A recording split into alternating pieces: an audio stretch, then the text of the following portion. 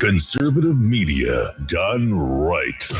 You're listening to the SHR Media Network. Good evening and welcome to the Reaver Common Sense, making sense out of the senseless right here on SHR Media, conservative media done right. Tonight's show is about cracks in the narrative, cracks in party unity, and cracks in media credibility, and cracks in the carefully constructed illusion that the political class depends on to keep you confused. That's where we're going to start. We're watching a Democrat senator break ranks on national security.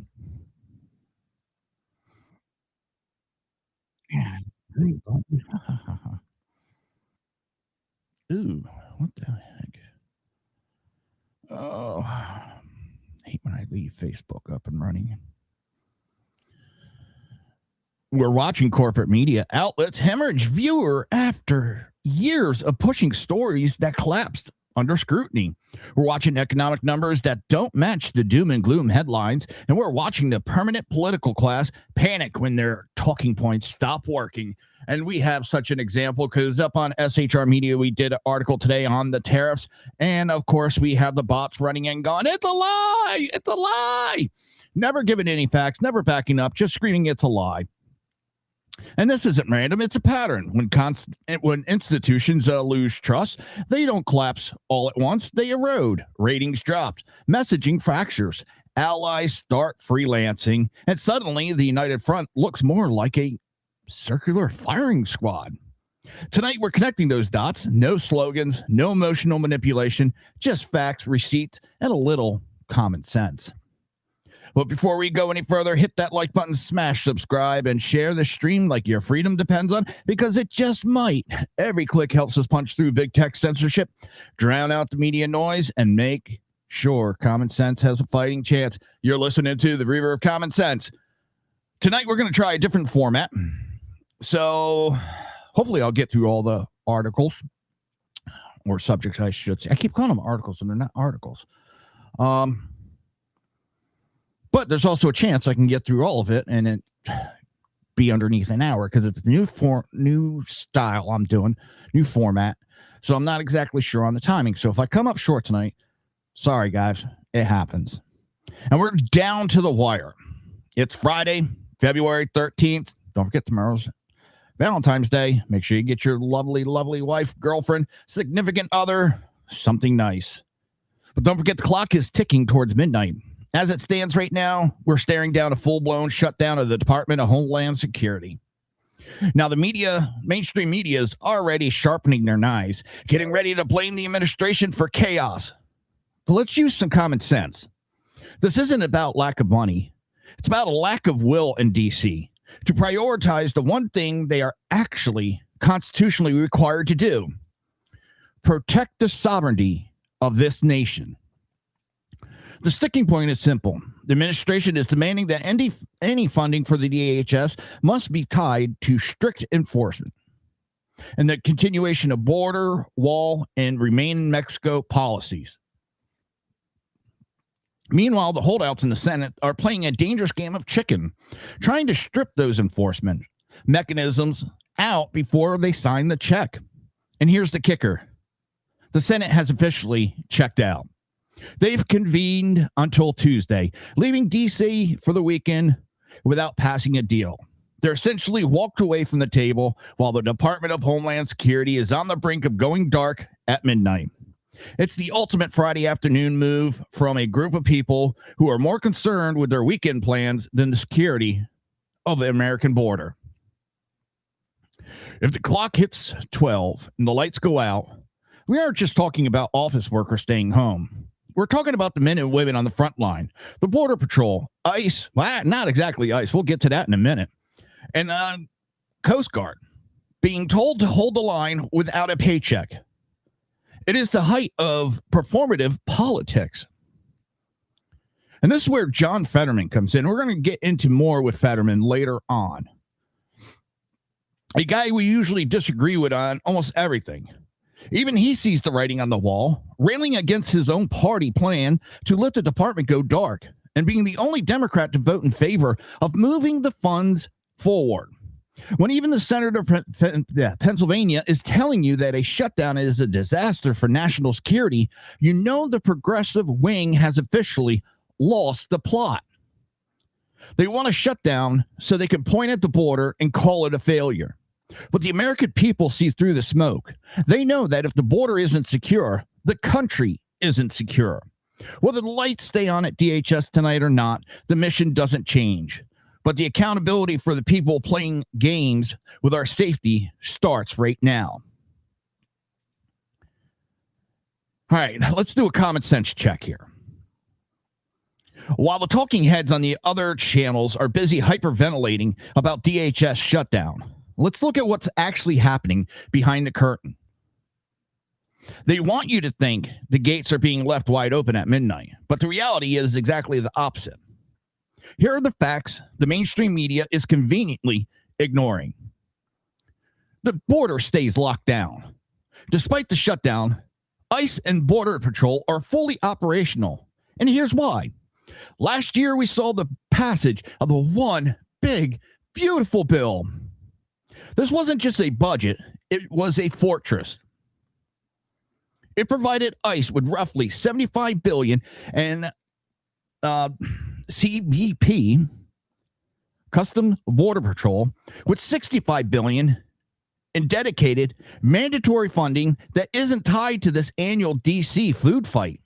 The irony, because this money is already in the bank and available through 2029, ICE doesn't need a single dime from the Senate to keep deportations moving. In fact, they have enough in their treasure chest to continue operations for years without congressional approval. So in other words, ICE, which is the reason that the Democrats are shutting this down, they got an issue with ICE. So they're shutting DHS down, but ICE is still funded. Custom Border Patrol is still funded. They're still getting checks. They're still getting paid.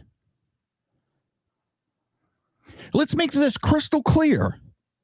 ICE is completely shutdown proof. The media wants you to think the deportation force is being defunded by the shutdown. It's the exact opposite. Under the one big, beautiful bill, ICE received 7 times its typical annual budget. This money stays available regardless of whether Congress passes a budget or not. While the Senate Democrats are busy posturing for reform, the funding that actually drives the enforcement mission is already secure. ICE will keep arresting, detaining, and deporting without missing a beat.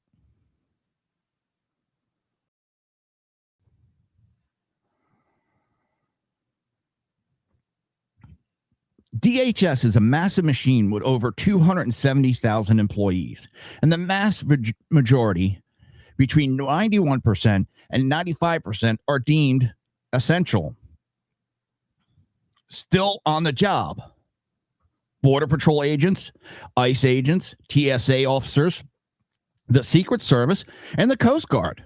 The catch, while they are required to stay at their post to protect life and property, some of them will be doing it without a paycheck until the Senate decides their weekend retreat and get back to work Tuesday.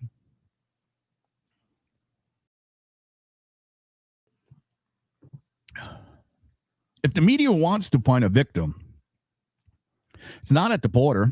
It's at the airport in the administration office.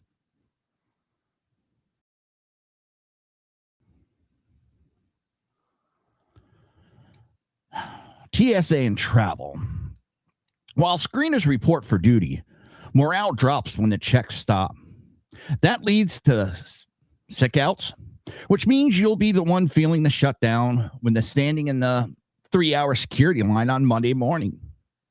FEMA and the Coast Guard.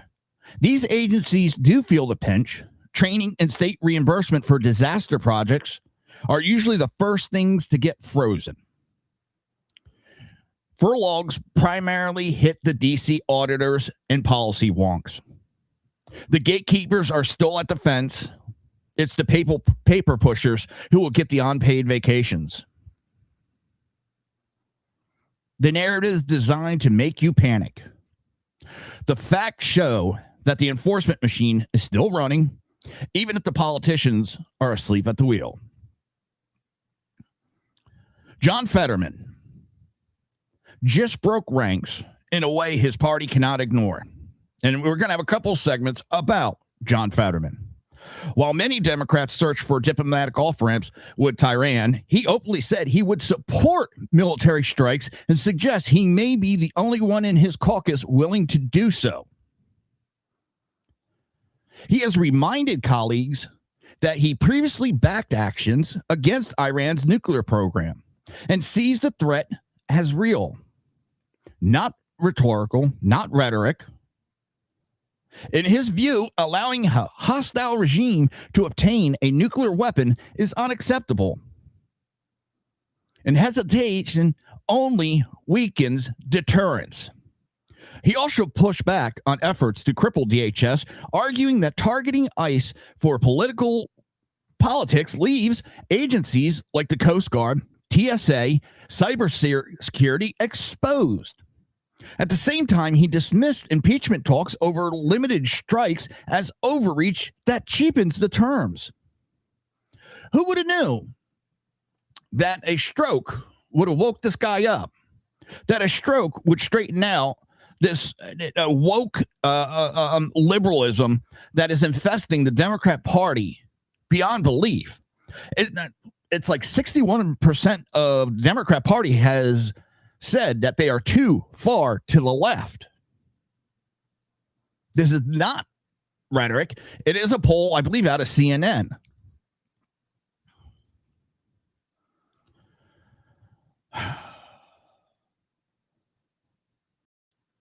What makes this moment significant is not just the policy position, but the political isolation. And a caucus that often prizes unity above divergence, Fetterman is signaling that national security sits above party discipline. That stance carries consequences, especially when leadership prefers calibrated messages over blunt declarations. His comments also expose a deeper divide with the Democrat coalition. Progressive members frame escalation as reckless and unconstitutional, while Fetterman frames inaction as dangerous complacency. That philosophy split is no longer subtle. It is now public and unmistakable. Moreover, its willingness to acknowledge military force as a viable option reshapes the internal debate. Instead of arguing over whether forces should even be mentioned, the conversation shifts to when and how it would be justified. That reframing alone alters the leverage inside closed-door meetings. Finally, Fetterman appears to be positioning himself as a Democrat comfortable occupying uncomfortable ground. Whether that strengthens his influences or marginalizes him remains to be seen. However, it's clearly signaled that on issues he views as essential, he is prepared to stand apart rather than fall in line.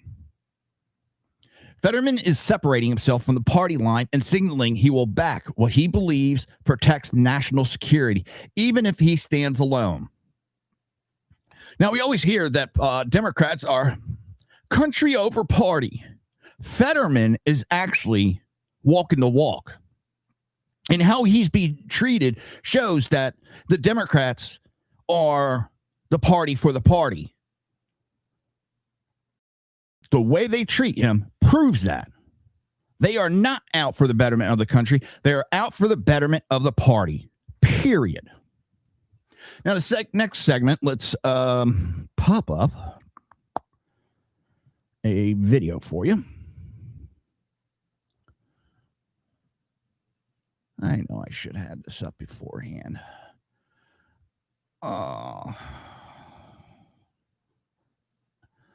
This is why I need a producer. Let's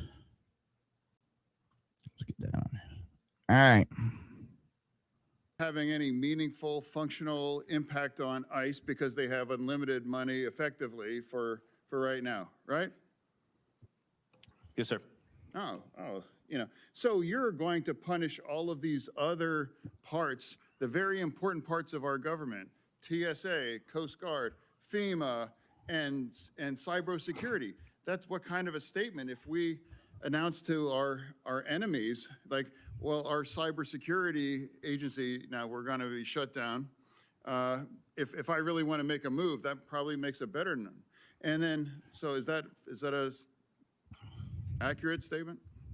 It's a fair assessment, sir. Yes, sir. Okay. So now here I am. Here I am, a Democrat, and I think I ran the whole gamut. You know, I met with Secretary Noem, and I've always treated her with respect. I met with her in my office, and I refused, and I never will engage on the kinds of sexist kinds of terms like Ice Barbie from a lot of the left media having any. Damn. I'm going to give him credit. I have said I will give credit where credit is due, even if it is a Democrat. I have no issue with that. Yes, I consider myself a conservative. But if someone is right, they are right, whether I like them or not. And what he's talking about is dead on. It is spot on. And I like the fact that he's calling out the left for attacking the female. You know, if a conservative did that, oh, the outrage. Oh, my God. The fake outrage that would be coming out. It's so many of us are getting tired of it. Time and time again. It's refreshing to see a Democrat come out and talk like that. I do not agree with him on everything, but I'll agree with him on the Iran strikes. He backs Israel, and he's backing that we don't shut down. They're punishing and causing this issue, and it doesn't solve anything. It doesn't stop anything. But let's move on to, as I was saying, that rare moment of clarity from the halls of Senate. Fetterman, the same man who used to be the darling of the far left, is raising hell about the Department of Homeland Security. And reports circulating on social media, as we just saw, Fetterman is railing against plans for a DHS shutdown. Look, regardless of how you feel about the man's hoodie collection, he is touching on a point of common sense that his own party seems to have forgotten. Fetterman is essentially pointing out the insanity of hampering the very agencies responsible for border security and national defense while we are in the middle of a global security crisis. He's calling out the performative politics of his colleagues who would rather see a department shuttered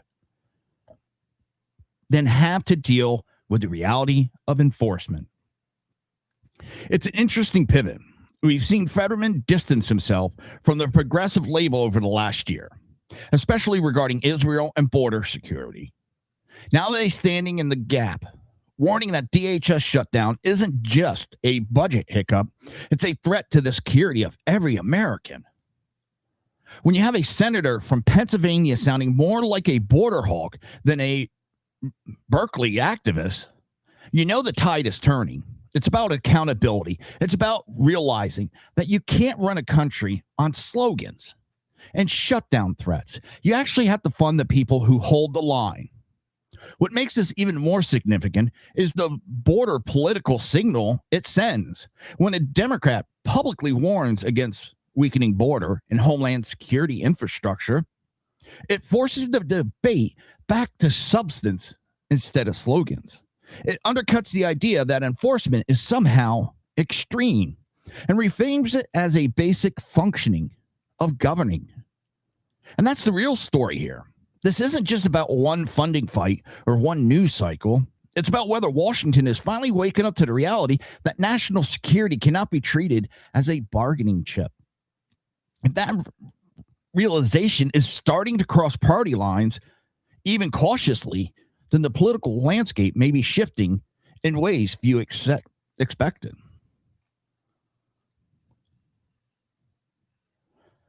And we're just getting started, folks. This is the anatomy of a political warfare.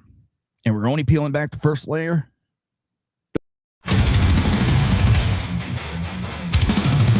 Come listen to BZ's Berserk Bobcat Saloon Radio Show.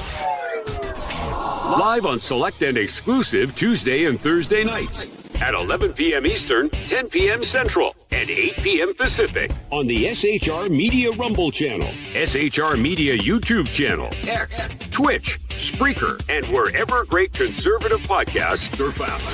BZ, your conservative Sherpa, guides you through the maelstrom of Democrat, leftist, and globalist lies, chaos, deceit, and betrayal. Raised as a free-range child with dirt, stains, mud, and freedom, BZ broadcasts from North Idaho, comfortably surrounded by actual normal people. Jump into our plush, sumptuous, palatial, and resplendent chat room on rumble.com. Click on live chat to join. Now, with 37% more umbrage and 19% more bulbosity than previous shows, featuring delicious Liberty additives for the best in late-night conservatarian talk radio. BZ reminds you that with great beard comes great responsibility. No chinchillas were harmed, embarrassed, fat-shamed, or the focus of any sarcasm whatsoever in the making of this ad. Are you looking for a way to boldly express your faith and love for your country? And check out 7 Armors, the premier apparel company for patriotic men of God, where faith meets freedom in style. Our t-shirts are more than just clothing, they're statements. Bold, stylish, and meaningful. From timeless messages to modern designs, we've got something for every patriotic man of God. Wear your beliefs proudly with 7 Armors gear. Don't miss the chance to wear your faith and freedom on your sleeve. Visit 7armors.com today and join the movement. That's the number 7armors.com. Hey, where do you go when you want real conversation and topics? That's right, you step to the edge. The Edge of Liberty is your home for talk radio the way it was meant to be. I'll be live every Monday and Wednesday at 8 p.m. Pacific on the SHR Media Network, and we're simulcast on KLRN Radio. We're building something different, Aaron. We just want you to be a part of it. I'll see you on the edge.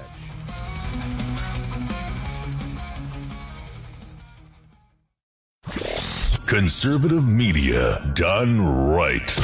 You're listening to the SHR Media Network.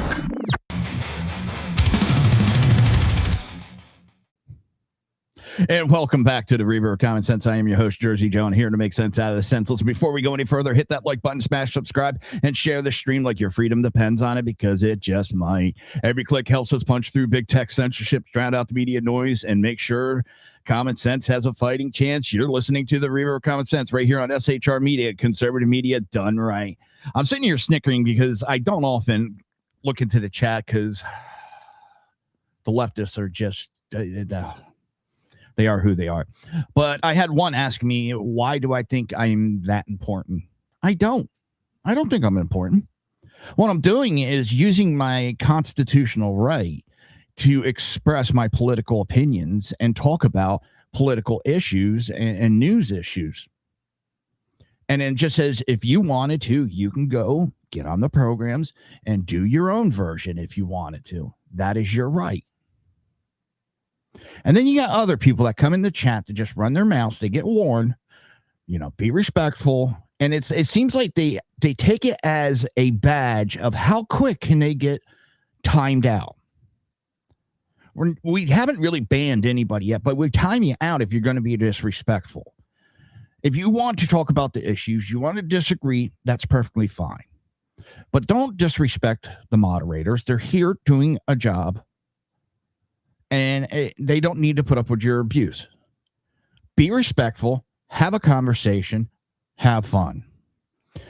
All right. What are we going to talk about next?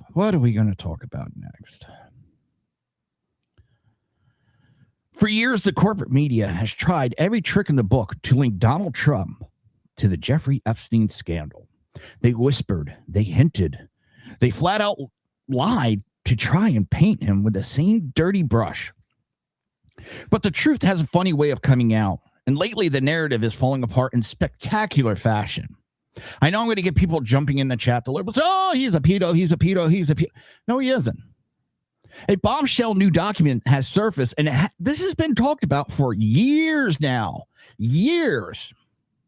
And even ABC News, of all places, was forced to admit on national TV Donald Trump was actually one of the first people to contact the police regarding the Epstein investigation. Think about that for a second. While other powerful political figures were busy flying on their private jets and visiting the private island, Trump was picking up the phone to help law enforcement. We had victim after victim come forward and say that Donald Trump was there to help them. This isn't just a minor detail. It's a complete reversal of the story the media has been trying to sell for a decade.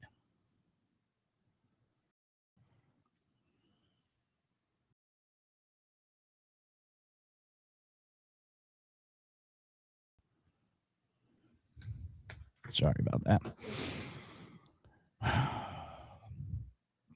The documents have shown that he wasn't part of the inner circle. He was the one trying to help blow the whistle. This is why we talk about the media hoaxes. They spent years trying to imply guilt by association, but they conveniently left out the part where Trump cooperated with the police. They leave out that, yes, he's named God knows how many times in the file. Epstein signed up for a Trump newsletter.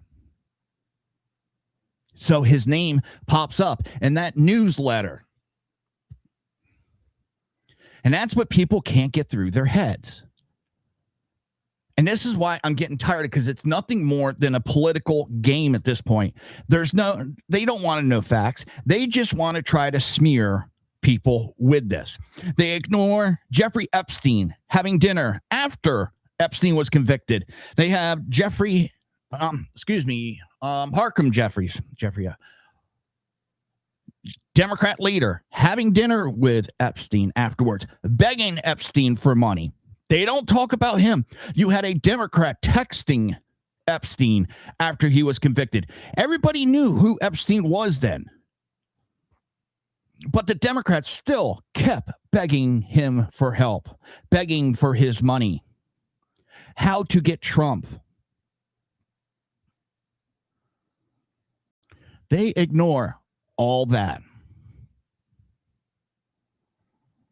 And then you have the Democrats running out there and giving misleading statements.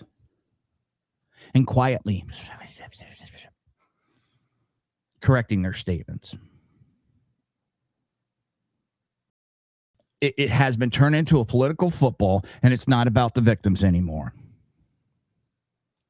If Democrats were serious, they would have went after Biden and had Biden expose this. If Trump was in these files, as they try to imply he is, that list would have been exposed years ago.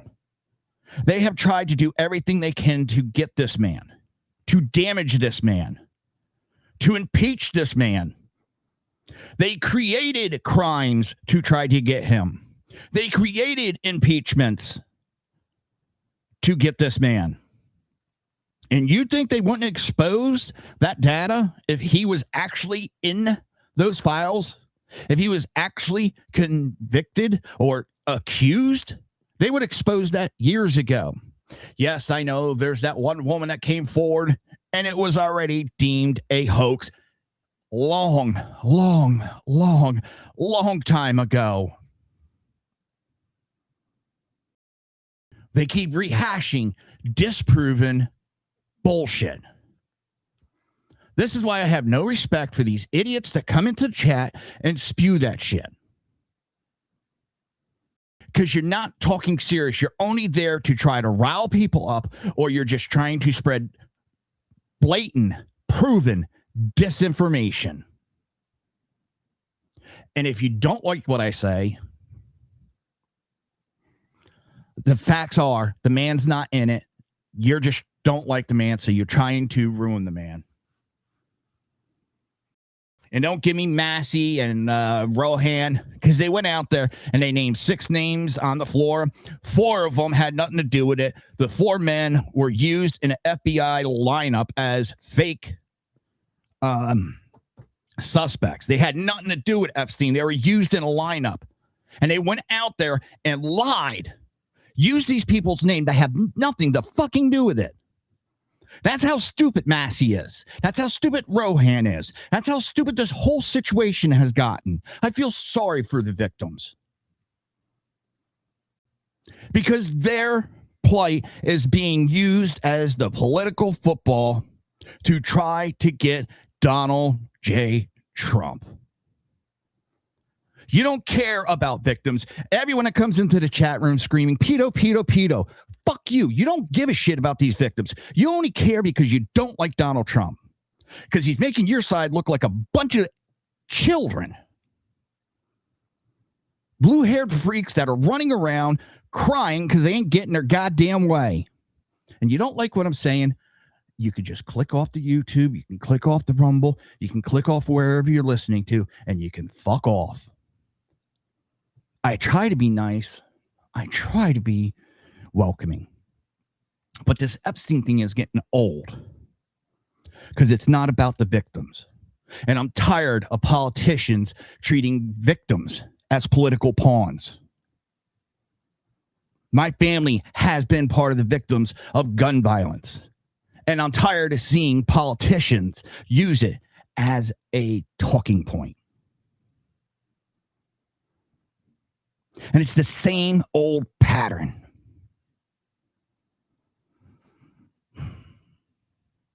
They give you an anonymous source and the unverified rumor when it hurts their political enemy. But when the actual evidence comes out showing the opposite, they bury it on page 20 or mention it in a 30-second clip, hoping you don't notice. Because a lot of you are too fucking stupid, too ignorant, or too blinded to go look for that information. You only want the headlines, and that's it.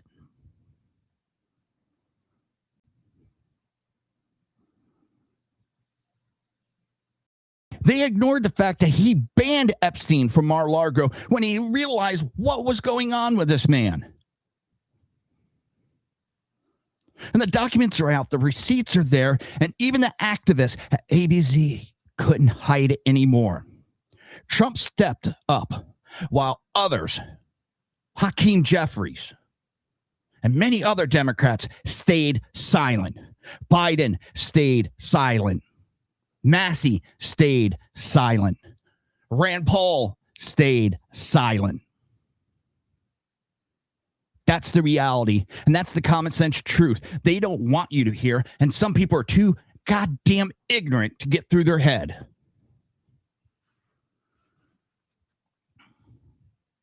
Now let's talk about the slow motion train wreck happening over at the quote-unquote most trusted name in news. The new data is out, and it's a bloodbath for CNN. According to a report highlighted by John Nolte, the network isn't just losing viewers, it's circling the drain.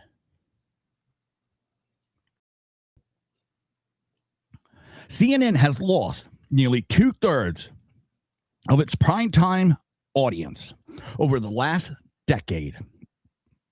Back in 2016, they were pulling in about 1.3 million viewers. Today, they're lucky to crack 550,000. That is a catastrophic collapse. Don't let them tell you it's just people switching to streaming. Fox News is still moving the needle, proving there are plenty of appetite for cable news. The reality is that after 10 years of peddling everything from Russian collusion hoax to Jesse Smollett nonsense to the most peaceful narratives of 2020, the American public has simply tuned them out. And they burned through their credibility like a California wildfire. And now there's nothing left but ashes and low ratings. I'm wondering. Shit. I had a graph made.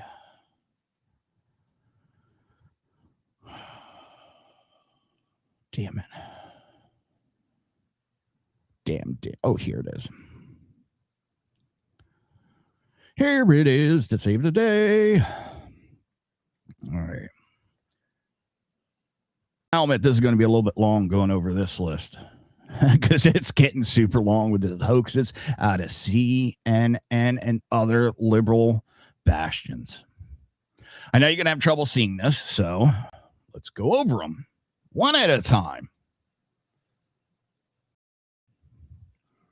Some of the hoaxes that have come out. Only 14% of the deportees are criminals. Canada mass shooter was female.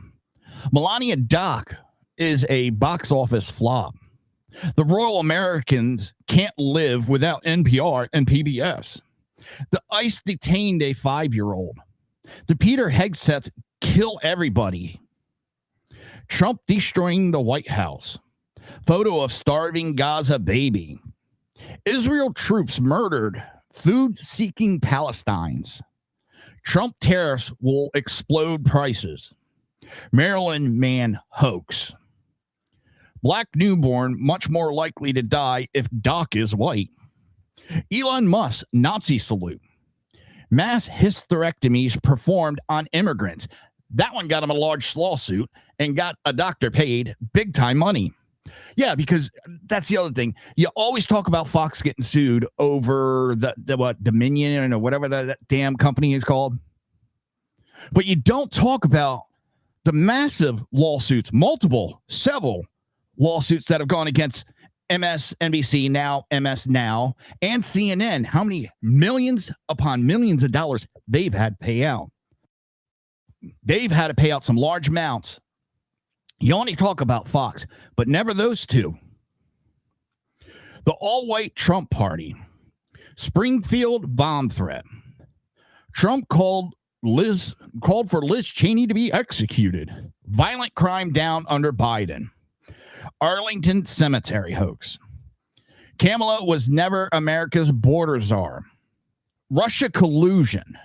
Hands up, don't shoot. Jesse Smollett. Covington KKK kids.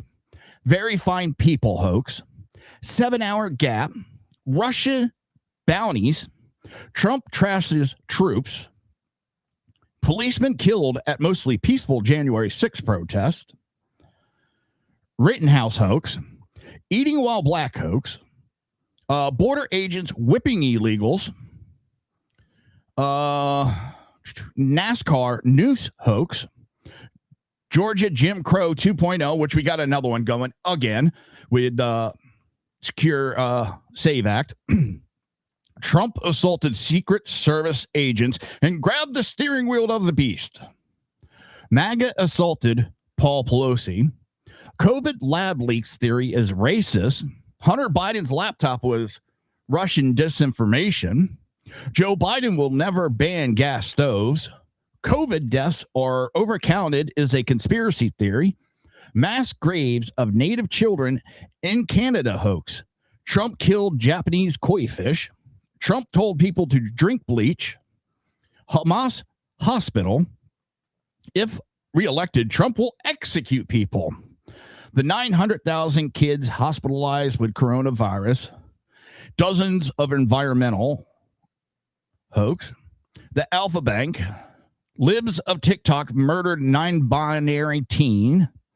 Aaron Rodgers, Sandy Hook truther. Bloodbath hoax. Biden sharp as a tack hoax. Iowa poll hoax. What makes this decline even more striking is the speed of it. Networks can weather dips tied to election cycles or breaking news fatigue, but a sustained erosion over nearly a decade points to something deeper. Audience are not just channel surfing. They are making deliberate choices about who they trust, and trust, once lost, is brutally hard to regain. At some point, the question shifts from programming tweaks to structural survival if advertising dollars continue to follow eyeballs out the door. Executives will be forced to make hard decisions, then reshuffling anchors. The brand that once dominated airport lounge and cable lineups now faces a credibility and business crisis that no rebranding alone can fix.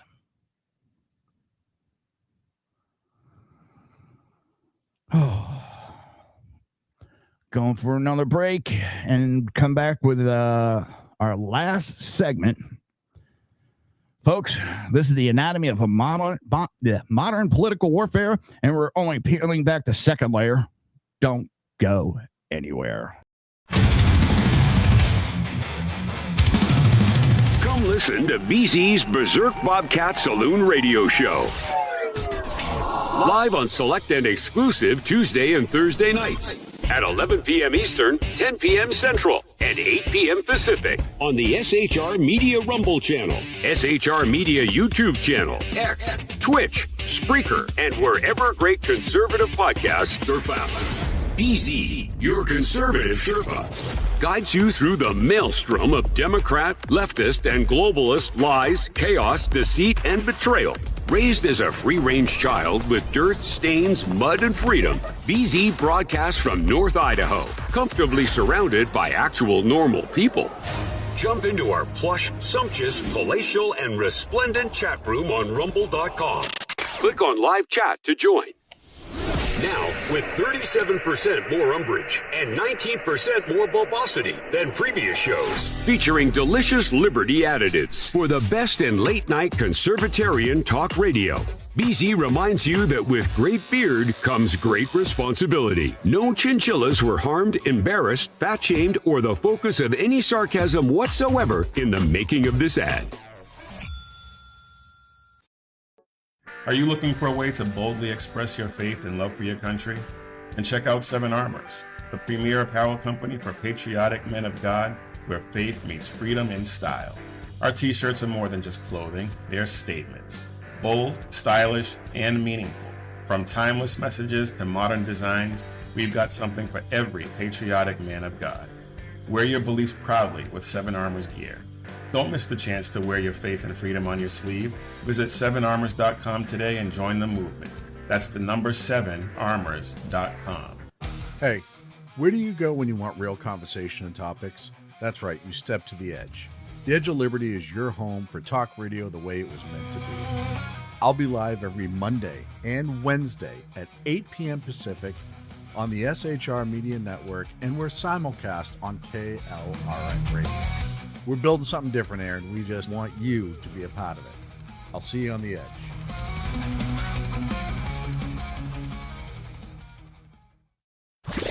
Conservative media done right. You're listening to the SHR Media Network. And welcome back to the Reaver Common Sense. I am your host, Jersey Joe, and here to make sense out of the senseless right here on SHR Media, conservative media done right. Before we go any further, hit that like button, smash subscribe, and share the stream like your freedom depends on it, because it just might. Every click helps us punch through big tech censorship, drown out the media noise, and make sure common sense has a fighting chance. Don't forget to go to shrmedia.com, check out our articles, and if you want 250 reasons that you should read original source documents shirt. It's a special shirt that's only out for a limited time to celebrate America's 250th birthday. Go to shrmedia.com and click on the link. All right, where are we going to go from here? Spin the wheel of the segments.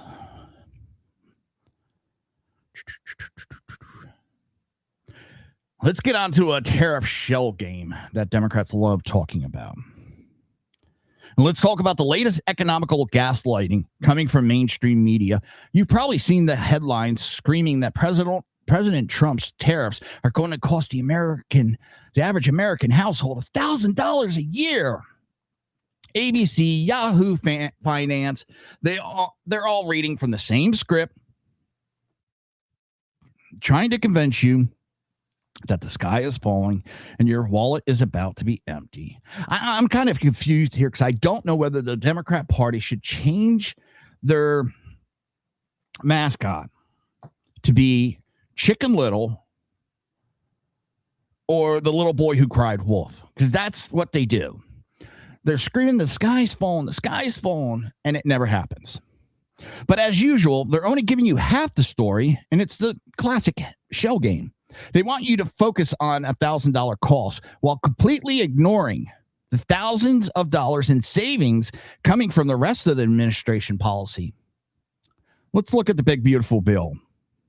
While the media is hyperventilating over tariffs, they're silent on the fact that this bill is putting $1,000 to $2,000 more back into your average family's tax refund. We're talking about no tax on tips, no tax on overtime, and no tax on Social Security.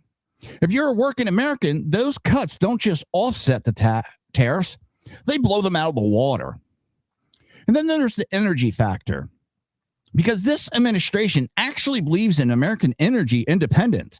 Domestic production hit an all-time high in 2025. The result, gas prices are at a 4-year low, averaging around $2.90 a gallon. And in places like Iowa, people have seen it as low as $1.85. Here in Florida, in my area, it's a little bit up more than other areas, and we're mostly around $2.75 a gallon. Maybe $2.79. I've seen it as low as $2.50. Go a little bit further, I can get it cheaper. For the average driver, that's hundreds of dollars in savings every single year that the media refuses to put on the balance sheet. The real goal of these tariffs isn't just revenue. It's rebalancing the scales. We're seeing a massive resurgence in American manufacturing. Companies like Mercedes-Benz, Hyundai, are moving production to the U.S. because they know the era of being undercut by foreign market is over.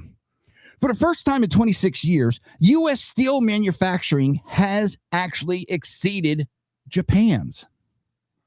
So when you hear the experts on CN, who we already know are circling the train, telling you that the tariffs are a disaster, remember what they're leaving out. They're ignoring the $9.9 trillion in new investment commitments. They're ignoring the fact that households' buying power is finally moving in the right direction after the disastrous Biden years. They want you to stay focused on the cost of a toaster so you don't notice the massive engine of the American economy roaring back to life. And another thing, America is NATO.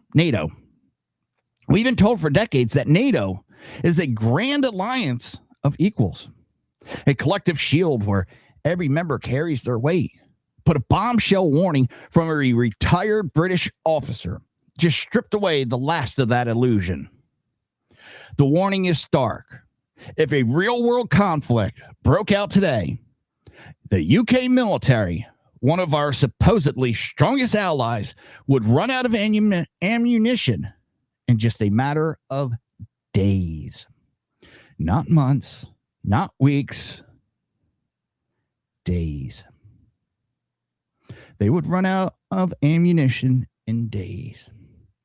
This isn't just a British problem. It is the ultimate proof of the America First argument.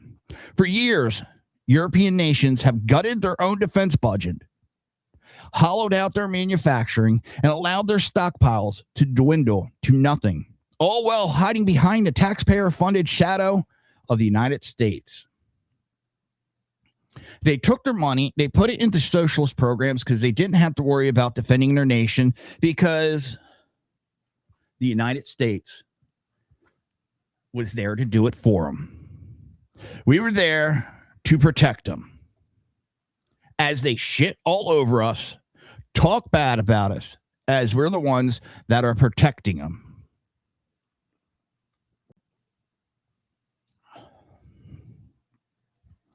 The reality is that America isn't just a part of NATO. America is NATO. We're the ones providing the logistics, the hardware, the actual teeth of the alliance, while our partners treat their defense spending like a suggestion rather than an requirement.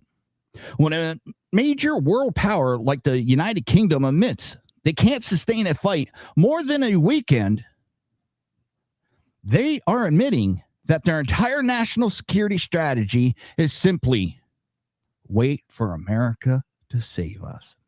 They bash us at every corner anymore, but if something were to happen, they would want American citizens putting their lives on hold to go over there and die for them, as all they've done is fucking bashed us. I am tired. I understand, and I know some people are going to disagree with me, and that's perfectly fine. I have no problem that sometimes we have to be the world police. Doesn't mean we always have to on every single subject. But I understand we are the nation that keeps things in check. But you don't bite the hand that feeds you. You don't bite the hand that protects you. That is the stupidest strategy. This is exactly why the pressure for our allies to finally pay their fair share isn't just mean-spirited rhetoric. It's common sense survival. You cannot be the world's only armory when our own borders are ignored and our own resources are stretched thin. Now, I do believe in that. We need to take care of our country first. I believe in America first. That doesn't mean America only. And that's what people get fused with that slogan. America first. It's time for these nations to stop pretending they have a functional military if they don't even have the bullets to back it up. If you can't last a week in a fight, you aren't an ally in a conflict. You're a liability. The era of American taxpayer footing the bill for Europe's lack of preparation has ended. And the next one, this one kind of pissed me off. Justice is being reimagined. We're going to get into a story that I know it's going to make the blood boil of a lot of my listeners. It's a perfect example of what happens when social justice replaces actual justice in our courtroom. A judge has reportedly cut a recommended prison sentence in half for a convicted, unrepentant rapist. And the reason, according to the report, the judge cited the defendant's race as a mitigating factor. Think about that for a second. We're talking about a violent crime, a rape, where the perpetrator has shown zero remorse. And instead of looking at the victim or the brutality of the act, this woke judge decided to look at a demographic chart. The prosecution and the guidelines call for a specific heavy sentence to fit the crime. But the bench decided that equality was more important than accountability. This is the poison of the modern judicial system. We are moving away from blind justice that this country was built on and moving towards a tiered system where your system depends on what color your skin is. And I thought the Democrats were against that. When a judge uses race as a get out of free jail early card for a violent predator, they aren't fixing a system. They're breaking it beyond repair. They're rewarding this kid or this gentleman for raping a woman. They are rewarding him. And it sends a terrifying message to victims that their trauma is secondary to a judge's political worldview. It tells criminals that if they fall into the right category, the law won't apply to them with the same force. We talk about common sense on this show, every show. And common sense tells you that if you committed a heinous, violent act, you serve the time, period. Your race, your background, your politics shouldn't matter when you're standing in front of a judge for a crime like this. But in today's world, the scales of justice are being weighed down by ideology, and it's innocent people who are paying the price.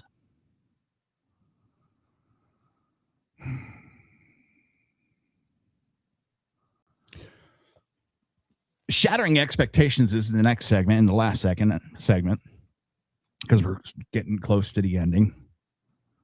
The mainstream media is busy trying to find a dark cloud in every silver lining. The latest economical data just dropped, and a massive win for the American worker. Trump is taking a well-deserved victory lap After the newest jobs numbers didn't just meet expectation, they absolutely shattered them. Despite the constant drumbeat of doom and gloom from the experts, the private sector is surging. We are seeing a historic shift in the labor market. When the administration has been aggressively cutting the federal workforce, bringing it down to levels we haven't seen since the 1960s, the private sector has picked up the slack and then some. This is exactly what common sense economic looks like. You shrink the bloated, unproductive government bureaucracy and get out of the way so that the American engine can actually run. The media wants to talk about uncertainty, but the numbers tell a different story. Businesses are hiring, manufacturing is returning, and the help wanted sign is being filled by people who are finally seeing their wages outpace inflation. We were told that the administration's policy on tariffs and deregulations would lead to a cooling economy. Instead, we're seeing the opposite. We are seeing revitalization of the domestic industrial base. When you pair these numbers with the fact that gas prices are plummeting and tax refunds are growing, the narrative that the economy is struggling starts to look like just another hoax. The bottom line is that strategy of putting American interests first is working.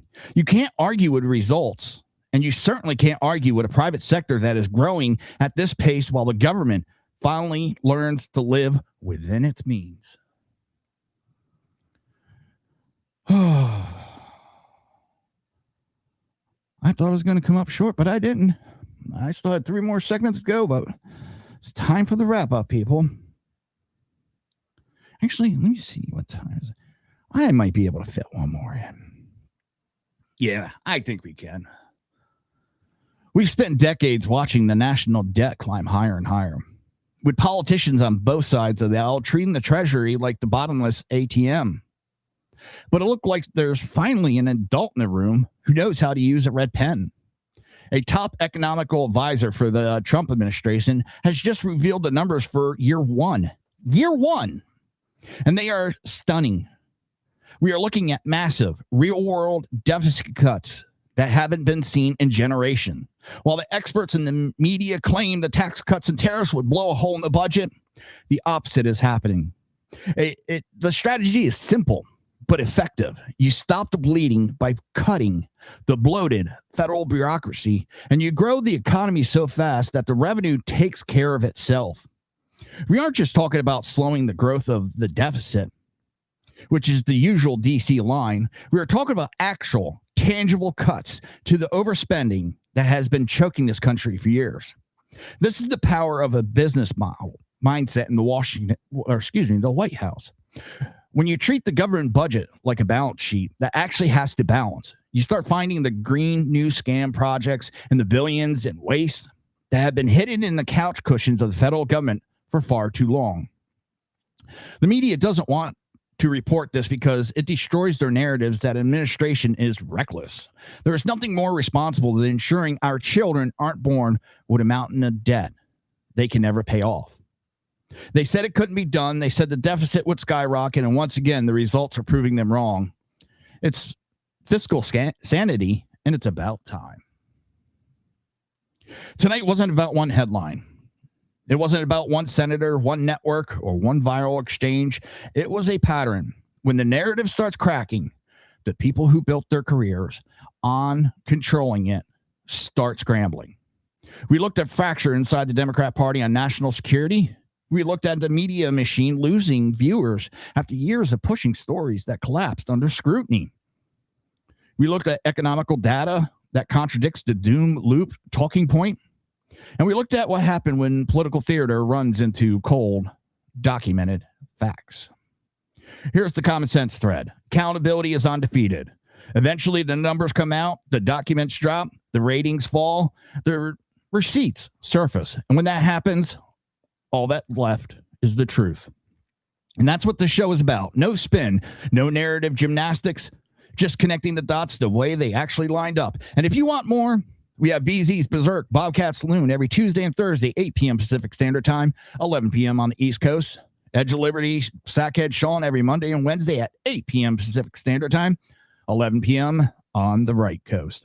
Mission Ready Men with Big E Jackson, Tuesdays and Thursdays, 9 a.m. Pacific Standard Time, noon on the East Coast. And, of course, Reaver Common Sense with me, Jersey Joe, every Monday and Friday, 6 p.m. Pacific Standard Time, 9 p.m. on the right coast. And this is where we're going to leave it tonight. This is the Reaver Common Sense on SHR Media, conservative media done right, where truth lives and the nonsense dies screaming. We'll see you next time.